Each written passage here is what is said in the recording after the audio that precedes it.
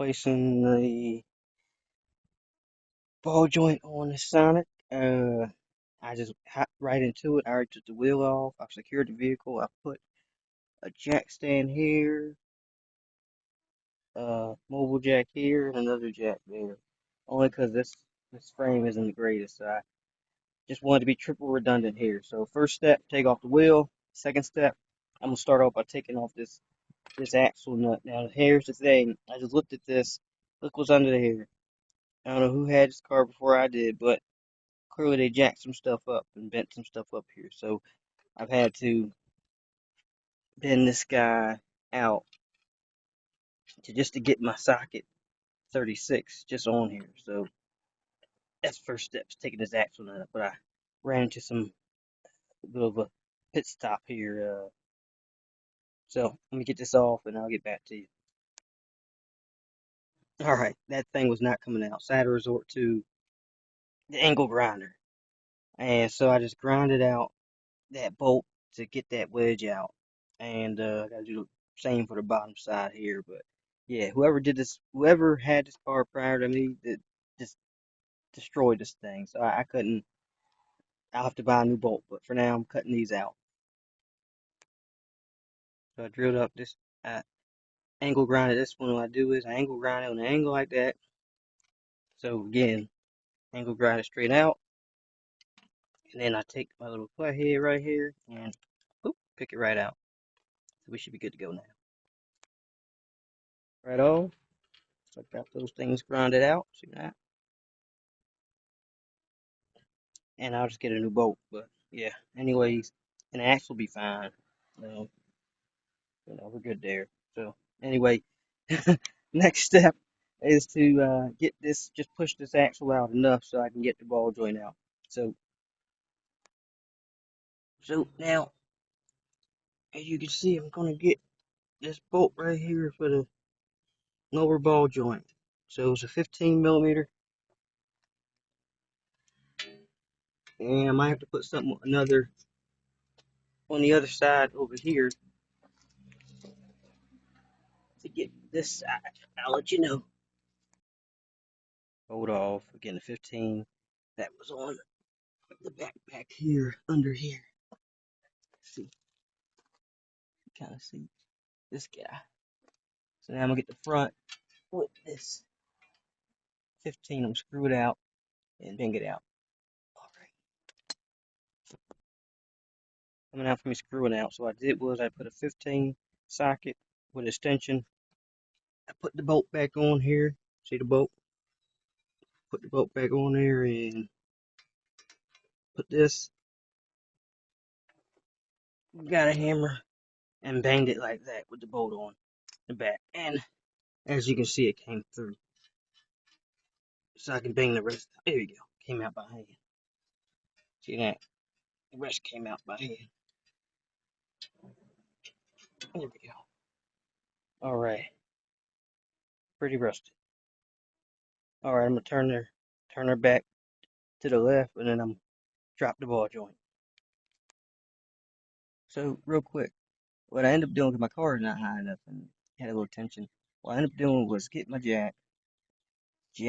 use a piece of wood, jack this up just slightly, literally about an inch. Not enough to move the car, just enough to jack it up a little bit, take a little pressure off this control arm here, or the ball joint, so that then I can take my little wedge and pull it down. And that's what I ended up doing.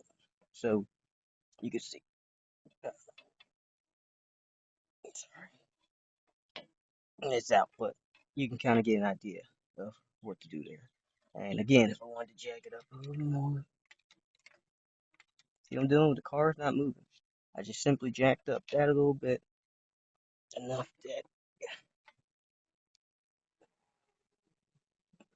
that I can pull this out. So let me get this out. I got two hands. I gotta use both hands. I had to use both hands there. All right, so you can see this guy is just, he's toast. Yeah, he's toast. So now what I gotta do now is cut. I'm gonna cut these. I'm gonna cut these rivets and pull these rivets out. So again, got it free, and now I'm gonna put a.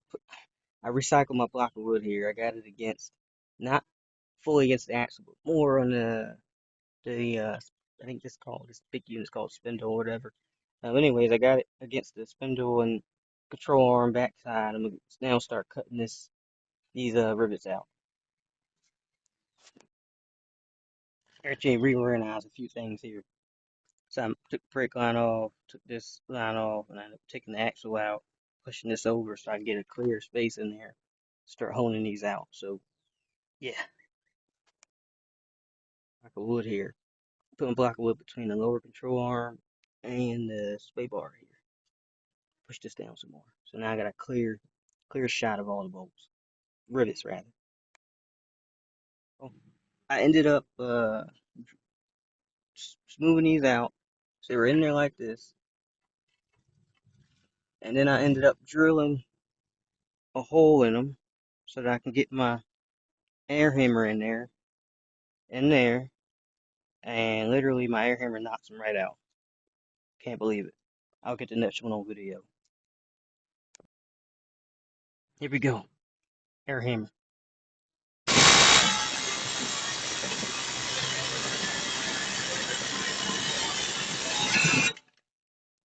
Here we go. Got it right out. Pretty much did here.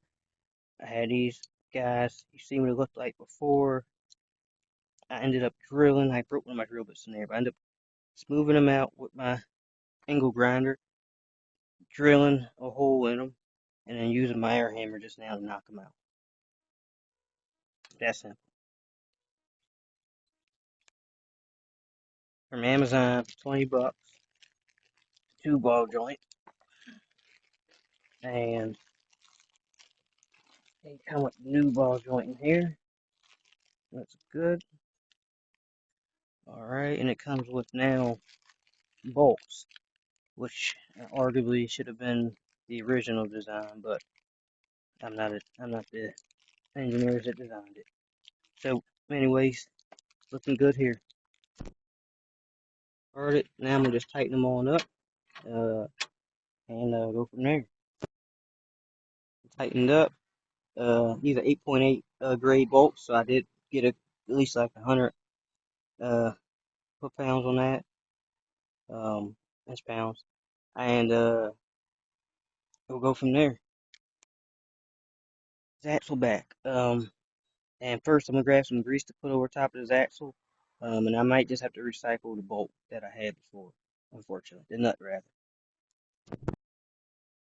Axle's all greased up. I greased up the bearing, also greased up this ball joint here. Now I'm gonna take this out, take my piece of wood out, and start putting this all back together. So we get this axle in. Again, I didn't have to turn the wheel. If the wheel still turned this way, simply just, move this and navigate this out, and then put it in and turn this a little bit. There we go. You can see it come through. Next, I'm gonna put this lower ball joint in. As you can see, I'm gonna push this into the bottom knuckle here.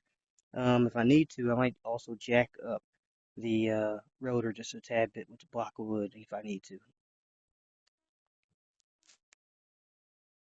So got the lower ball joint on in.